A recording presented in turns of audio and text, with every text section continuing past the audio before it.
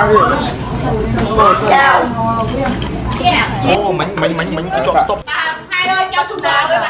វហ្នឹងកំពុងញ៉ាំនំបញ្ចុកសនៅសៃហ្គនប៊ុនឬកាញ់នៅម្ដុំបន្ថាញ់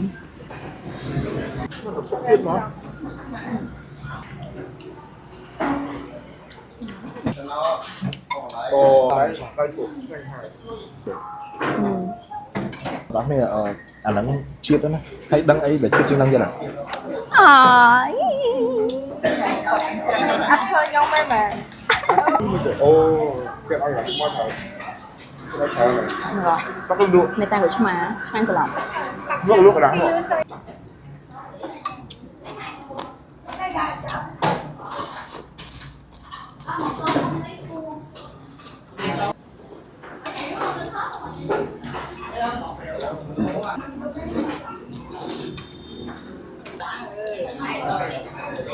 sorry.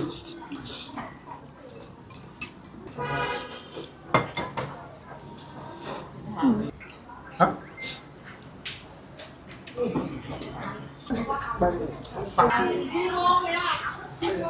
Thầy ăn hai đi. Nó cho ăn hai. Chỉ là một cặp bịch. Em đang xin trở nên trong tộc bố em xanh được.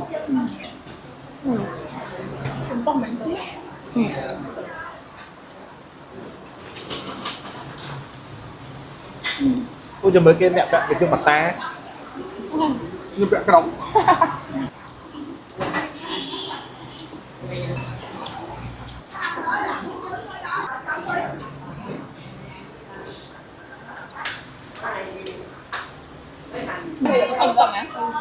kèm bị tao đấy ấy được khoan nhưng mà bị tao nữa này tao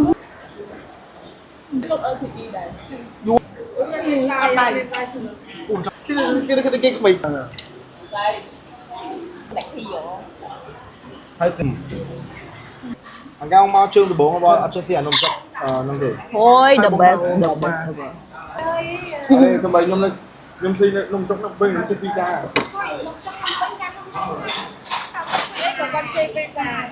đang nói là đi ra thì không là phải tự nó thằng nó là con cho tao đi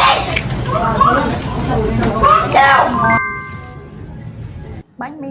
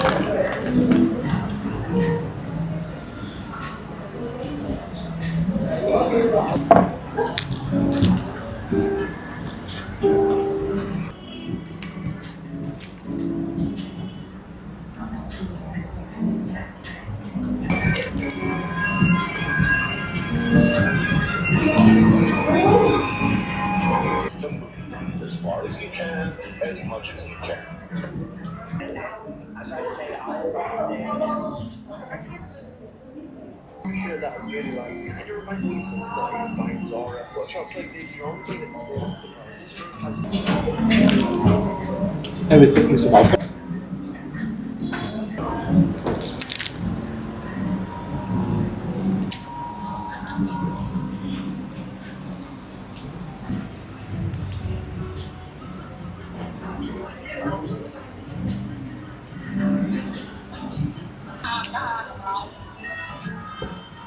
này bị chọc ngay đi cron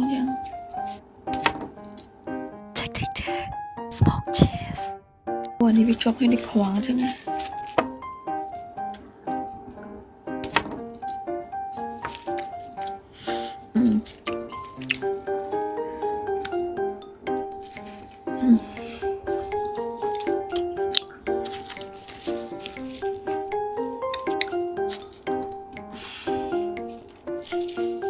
wow, pear. That smell cheese. Smells so good.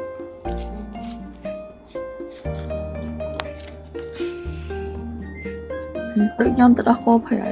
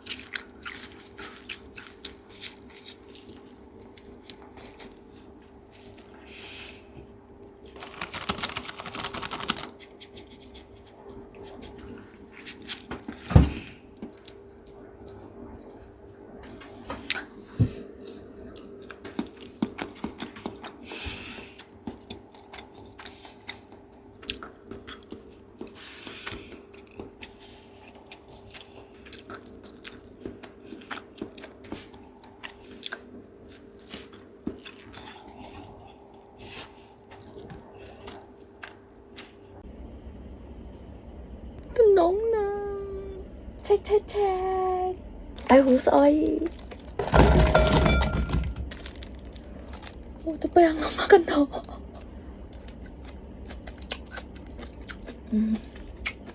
Nó cái lạnh. Hôn cả bập mồm á nè. Trời nó nè.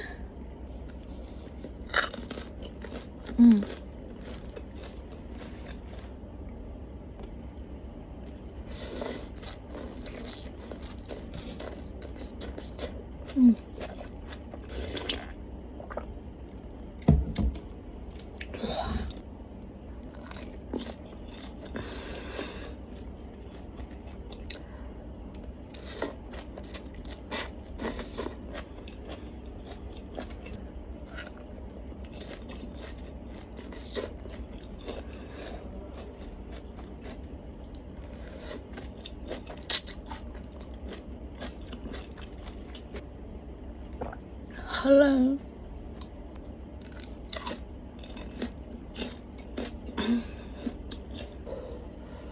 Oh, hello.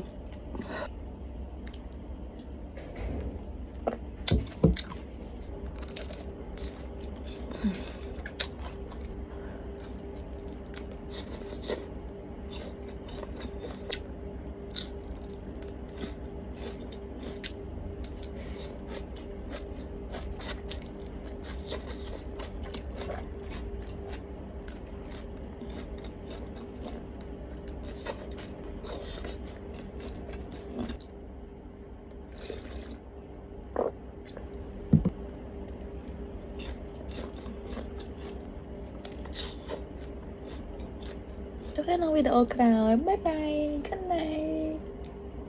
Tôi nói nghe mì chân á. Check. Mì chân. Ice cola.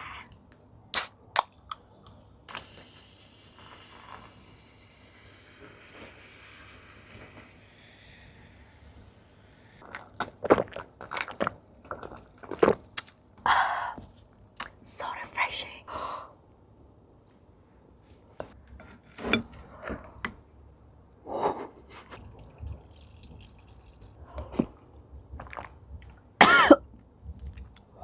Một nhà mì chân nhưng đã. Cheer for refreshing. Oh, so good.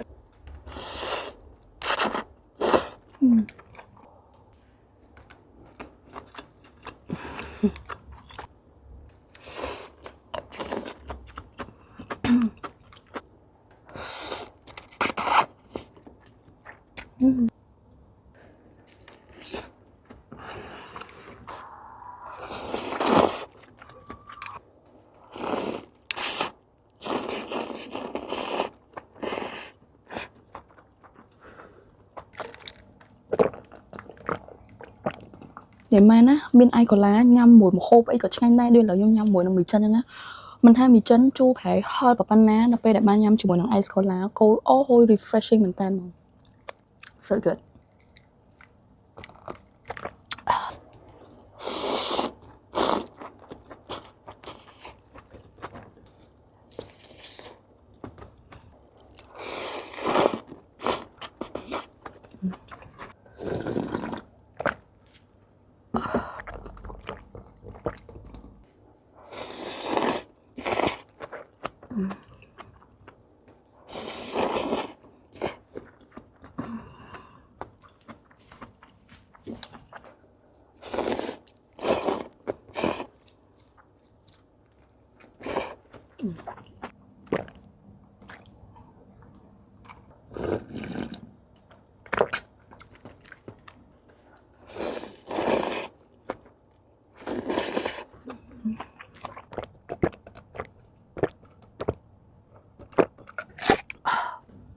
so good ជួបគ្នាក្នុងវីដេអូក្រោយ bye bye good night